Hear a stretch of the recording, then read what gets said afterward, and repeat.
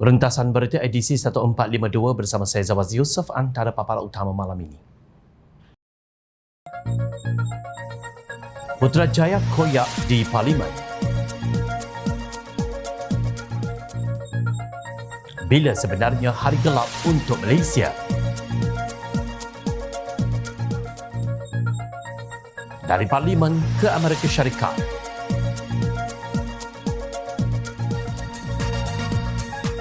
Binasa santan kerana pulut.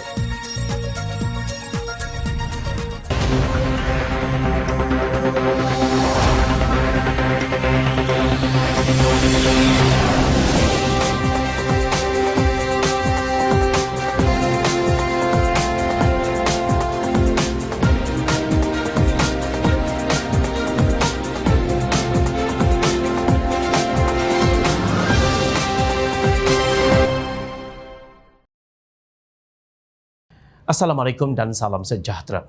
Perkataan Nasional PN dilabel koyak oleh rakyat jelata apabila mengambil keputusan keluar beramai-ramai meninggalkan sidang Dewan Rakyat petang semalam selepas Perdana Menteri Datuk Seri Anwar Ibrahim mengecam Datuk Dr. Muhammad Razzie Majidin PN Putrajaya kerana ketawa ketika penjelasan mengenai kes DNAA Datuk Seri Dr. Ahmad Zahid Hamidi BN Bagan Datuk diberikan. Anwar yang juga ahli Parlimen Tambun ketika itu memberikan penerangan mengenai isu Ahmad Zahid yang dilepas tanpa dibebaskan DNAA daripada 47 pertuduhan rasuah, salah guna kuasa dan pengubahan wang haram baru-baru ini.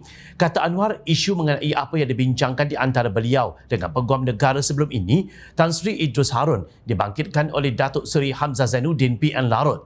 Menurut Anwar, apabila Jabatan Peguam Negara memutuskan untuk menghentikan prosiding mahkamah membabitkan Ahmad Zahid, beliau bertanya kepada Idrus. Kata Anwar, Idrus selaku Peguam Negara ketika itu mengakui memberikan arahan berkenaan. Saya bukan berbincang mengenai keputusannya iaitu menghentikan prosiding. Saya cuma bertanyakan alasan, minta penjelasan dan can you defend it? Adakah kamu boleh mempertahankan keputusan tersebut? Kata Anwar. Ketika itu, Razzie dengan biadab ketawa apabila mendengar kata-kata Anwar. Boleh gelak. Tapi you boleh gelak Putrajaya. Kerana you buat perkara itu. Masa pentadbiran you buat kerja itu. Yes! Dakwa Anwar. Kenyataan itu dibantah oleh Razzie yang bingkas berdiri dan mendesak Anwar menarik balik kata-kata berkenaan. Razzie yang juga bekas Menteri Kanan semasa kerajaan PN mendakwa kenyataan dibuat Anwar itu kononnya berniat jahat kerana menuduh beliau melakukan salah laku. Jahat 36-6. Saya mahu tarik balik. Tak ada tarik balik. Perdana Menteri. Saya mahu tarik balik. Putrajaya duduk. 33 bulan Putrajaya. Ini tuduhan jahat. Cukuplah Putrajaya. Sejarah telah membuktikan. Putrajaya duduk. Lakukan kesalahan. 36-6. Tuan Speaker. Tak ada kaitan dengan saya. Tarik balik. Cukup Putrajaya. Tarik balik. Baik. Tarik balik. Putrajaya duduk. Tarik balik. Tarik balik. Speaker. Speaker. Baik. Keadaan menjadi kecoh selama lebih 20 minit dengan ahli parlimen dari kedua-dua blok saling bertegang leher sama ada mendesak Anwar menarik balik kenyataannya atau mempertahankan Perdana Menteri. Razzie pula bertegas mendesak Anwar menarik balik kenyataannya walaupun Speaker Dewan Rakyat Tan Sri Datuk Johari Abdul meminta Razzie untuk duduk supaya Perdana Menteri memberikan penjelasan. Ini bukan kali pertama suatu pertuduhan diberhentikan selepas kes prima facie dibuktikan. Dia takut nak dengar penjelasan kita, Putrajaya dan pentadbiran lalu apa yang tidak betul. Jelas Perdana Menteri berusaha untuk meleraikan pertikaman lidah itu. Johari Abdul memberikan arahan untuk Razzie duduk dan mendengar penjelasan Anwar. Ketua Pembangkang telah jelas bahawa apa yang dimaksudkan telah jelas dan saya yakin, kata Johari. Ini menyebabkan Razzie diperintahkan keluar oleh Johari setelah amaran ketiga untuk Razzie duduk tidak dipedulikan. Putrajaya diarahkan keluar arah Johari. Ketua Pembangkang Hamzah Zainuddin pula berlagak hero kononnya menunjukkan solidariti terhadap arahan yang dibuat Johari dengan meminta semua ahli Parlimen PN bersama-sama meninggalkan Dewan tersebut. Selepas ahli Parlimen Pembangkang keluar dan keadaan kembali terkawal, Anwar menyambung penjelasannya dengan merujuk kepada keadaan pentadbiran di bawah Perikatan Nasional. Apa yang saya katakan itu benar. Putrajaya tahu apa yang berlaku. Dia adalah sebahagian daripada pentadbiran lama dan AG lama. Sebab itu, dia iaitu Razzie tidak tahan mendengar penjelasan saya. Ini kerana mereka sudah biasa dengan sistem itu dan mereka fikir saya juga melakukan perkara yang sama, tambahnya. Sementara itu, semasa di sidang media di lobi Parlimen, Hamzah menjelaskan semua ahli Parlimen PN bersepakat meninggalkan Dewan Rakyat sebagai tanda protes terhadap Johari. Pelik sungguh, saat pembangkang berlaku biadab dengan bergelak ketawa sinis terhadap kenyataan dan penjelasan yang diberikan Perdana Menteri apa yang mereka rasa ketika itu. Tetapi bila dijentik sedikit, kelihatannya macam digigit kerengga, mengamuk dan beracau macam orang hilang akal. Jika anda tidak buat semua itu, kenapa nak koyak sangat? Tetapi tanpa berselindung apa-apa, semua orang tahu apa yang berlaku dalam kerajaan sebelum ini. Jangan fikir jika kita biasa melakukan sesuatu keburukan, orang lain juga jahat seperti kita.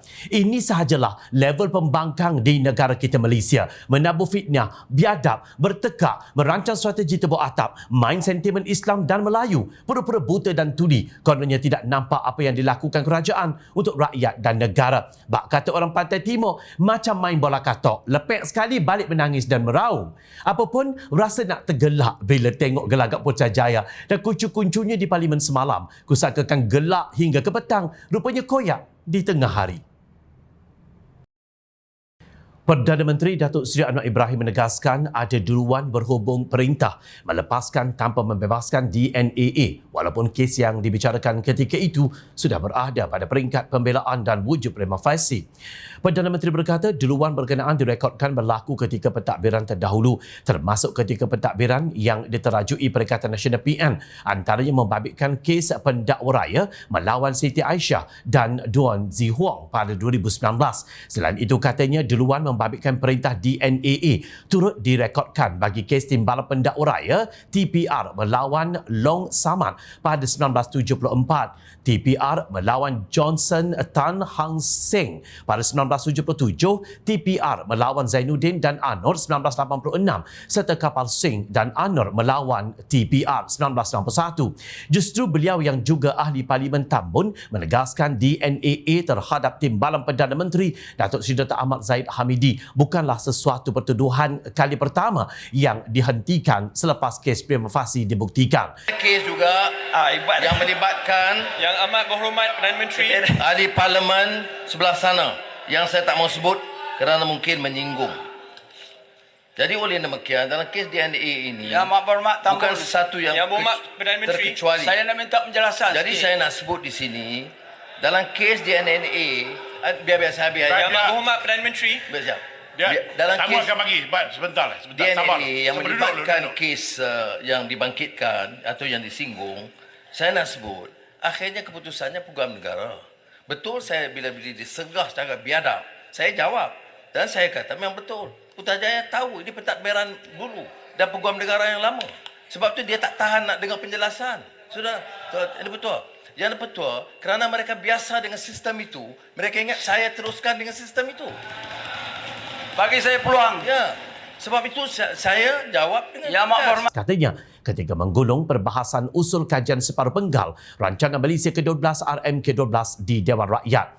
Barang diingat dan jangan sekali-kali pembangkang buat lupa. Bekas timbalan Presiden PAS Datuk Dr. Nasharuddin Ahmad Isa pernah dilepaskan tanpa dibebaskan oleh Mahkamah Session Shah Alam atas 16 tuduhan pecah amanah berhubung gaji yang diterimanya ketika memegang jawatan sebagai pengerusi Yayasan Nasar.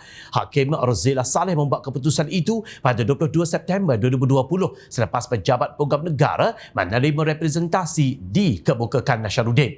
Nasharuddin mengemukakan representasi kepada pejabat Peguam Negara pada 7 Julai 2020. Ia bagi pembayaran gajinya sebagai pengerusi Yayasan Nasar selama 16 bulan, pembelian hartanah di Bandar Puteri Bangi, kos catering perkahwinan, pinjaman dan yuran pengajian anaknya, akaun peribadi dan pemberian saham serta geran penyelidikan. Beliau dituduh melakukan kesalahan itu antara tahun 2015 hingga 2018 dan semua kesalahan didakwa dilakukan di CIMB Bank, Jalan Sidar Pagi, Country Heights, Hulu Langat serta di Maybank Cawangan, Menara Felda di KLCC. Kenapa ketika keputusan DNAA itu dibuat dan diberikan untuk kes bekas timbalan Presiden PAS itu semua terbungkam? Tiada pula suara-suara sumbang seperti keputusan mahkamah untuk Ahmad Zahid. Adakah itu semua satu perancangan daripada pihak Perikatan Nasional atau kerajaan ketika itu? Apabila terkena batang hidung terasa malu, semua ahli Parlimen PN bersepakat meninggalkan Dewan Rakyat sebagai tanda protes terhadap Tuan Speaker. Kita hari ini keluar nak menunjukkan protes kita kepada Tuan Yang Dipertua. Pertamanya adalah kerana keputusan yang dibuat oleh Tuan Yang Dipertua adalah sesuatu yang tidak adil kepada salah seorang daripada ahli parlimen kita, iaitu ahli parlimen Putrajaya.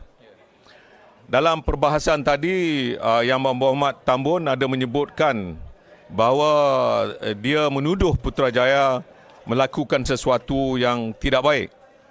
Maka Yang Berhormat Putrajaya bangun dan minta supaya Speaker mohon supaya Yang Berhormat Tambun tarik balik kenyataan beliau.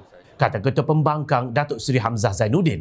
Razi Jidin yang turut bercakap pada sidang media itu pula mendakwa kejadian petang semalam kononnya adalah hari yang gelap buat Malaysia kerana ketidakadilan yang dihadapi ahli Parlimen Pembangkang. Pusing-pusing jawapan. Jadi sebab itu saya mohon rakyat Malaysia pada hari ini tengok. Ya, kalau kami dalam Dewan sendiri ya, dituduh macam-macam, di depan-depan begitu sekali dituduh dan tanpa sebarang bukti dan diminta supaya tarik balik pun tak boleh, kami tak mendapat keadilan bagaimana untuk rakyat-rakyat sekalian. Jadi saya rasa itu mesej yang paling penting. Satu hari hitam buat Parlimen Malaysia. Terima kasih.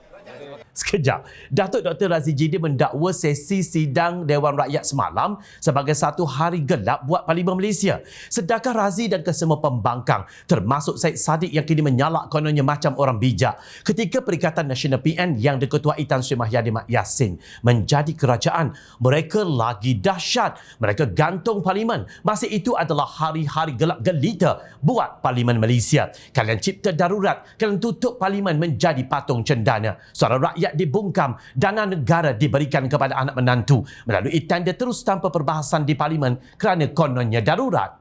Kalau Razi Jidin nak tahu, itulah antara hari gelap rakyat Malaysia sehingga tidak nampak ketika itu demokrasi dibogel dan diperkosa oleh pentadbir negara berhati hitam seperti kalian. Ingat, sehingga ke hari ini rakyat masih menunggu anak menantu yang tidak kembali walaupun pihak polis Diraja Malaysia PDRM sudah mengeluarkan notis merah untuknya. Gelap sangatkah perjalanan untuk pulang ke Malaysia? Kerajaan Perpaduan Madani jelas dan terus mengamalkan kaedah yang sama seperti kerajaan terdahulu di mana setiap pemberian peruntukan mesti melalui perbincangan yang tuntas. Perdana Menteri Datuk Seri Anwar Ibrahim menyifatkan ahli Parlimen Pembangkang sebagai sombong kerana menuntut peruntukan wakil rakyat tetapi enggan berbincang dengan kerajaan bagi merealisasikan perkara itu. Jelas Anwar, kerajaan melantik timbalan Perdana Menteri Datuk Seri Fadilah Yusof bagi membincangkannya dan kaedah itu sama seperti ketika pentadbiran Datuk Seri Ismail Sabri Yaakob. Pengerusi Pakatan Harapan itu juga memberitahu ketika mereka di Blok Pembangkang suatu ketika dahulu juga mengadakan perbincangan dengan kerajaan sehingga ia disalurkan selepas perjanjian keyakinan dan pembekalan CSA ditandatangani. Ini tak payah sain dan bincang. Kata ini hak kami, ini bukan hak ahli Parlimen. Runding setuju kita luluskan. Kalau tak sampai bila-bila pun kita tak luluskan. Runding jangan sombong dan angkuh tuntut, kata Anwar dalam penggulungan kajian separuh penggal Rancangan Malaysia ke-12 di Dewan Rakyat semalam. Terdahulu timbalan Perdana Menteri Datuk Seri Dr. Ahmad Zahid Hamidi berkata kerajaan secara dasar bersedia memberikan peruntukan kepada ahli Parlimen Pembangkang. Bagaimanapun ia hanya membabitkan perbelanjaan berkaitan hal pentadbiran. Rundingan berkaitan peruntukan kepada ahli Parlimen Pembangkang berkenaan sedang dilakukan Fadilah. Fadilah pula dilaporkan berkata kerajaan tidak menetapkan sebarang syarat kepada Perikatan Nasional bagi membolehkan agihan peruntukan disalurkan kepada ahli Parlimen Pembangkang. Beliau yang ditugaskan berunding bersama wakil pembangkang berhubung isu itu dilaporkan berkata kerajaan hanya mahu pembangkang mengemukakan tawaran rasmi dalam urusan seperti yang dilakukan ketika pentadbiran kerajaan diketuai Ismail sebelum ini. Setelah membuat penggulungan perbahasan usul kajian separuh penggal Rancangan Malaysia ke-12, Datuk Seri Anwar Ibrahim berangkat ke New York, Amerika Syarikat malam tadi bagi menyertai Perhimpunan Agung Pertubuhan Bangsa-Bangsa Bersatu UNGA ke-78. Malam ini saya, Datuk Seri Dr. Wan Azizah Wan Ismail serta delegasi Malaysia memerlukan perjalanan menuju ke New York, Amerika Syarikat bagi menyertai UNGA ke-78. Dalam perhimpunan bersama pimpinan dunia ini, saya antara lain akan mengkongsikan usaha Malaysia dalam menangani krisis iklim bagi mencapai agenda 2030. Hala 7 negara di bawah kerangka Malaysia Madani serta beberapa isu global lain katanya. Sementara itu, Perdana Menteri juga memohon doa daripada seluruh rakyat Malaysia supaya misi delegasi Malaysia berjalan lancar. Ini adalah unggah pertama Anwar sebagai Perdana Menteri sejak mengangkat sumpah pada 24 November tahun lalu. Penampilan sulung Anwar diunggah tahun ini dijangka memperjelaskan rangka kerja berkenaan di samping berkongsi usaha Malaysia menangani krisis iklim dan mengambil tindakan ke arah mencapai agenda 2030 selari dengan tema unggah tahun ini. Kenyataan negara State Address dijadual disampaikan Perdana Menteri pada jam 10 pagi waktu tempatan Jumaat ini bersamaan pukul 10 malam waktu Malaysia. Anwar turut dijadualkan mengadakan pertemuan dua hala dengan beberapa kepimpinan dunia, antaranya Presiden Turki Recep Tayyip Erdogan dan Perdana Menteri Thailand Srettha Thavisin. Beliau turut akan mengadakan pertemuan dengan kepimpinan Iran, Iraq dan juga Sri Lanka. Perdana Menteri juga akan menyertai perbincangan meja bulat bersama syarikat-syarikat Fortune 500 dan sesi libat urus bersama Invest Malaysia New York. Demikianlah kepenatan yang ditanggung susuk tubuh yang bernama Datuk Seri Anwar Ibrahim demi Malaysia serta masa menggalas tugas tanpa cuti dan tanpa gaji dari Parlimen ke Amerika Syarikat dalam masa 1 malam tanpa istirahat. Tidak semudah menjadi duta Timur Tengah yang hanya duduk goyang kaki, makan gaji buta. Kalau bosan, boleh pergi tebak jala atau ke laut. Namun masih ada bisikan jahat yang bertanya apa yang telah dibuat PMX untuk negara. Mata dibutakan, telinga ditulikan, namun mulut tidak berhenti berkata nista.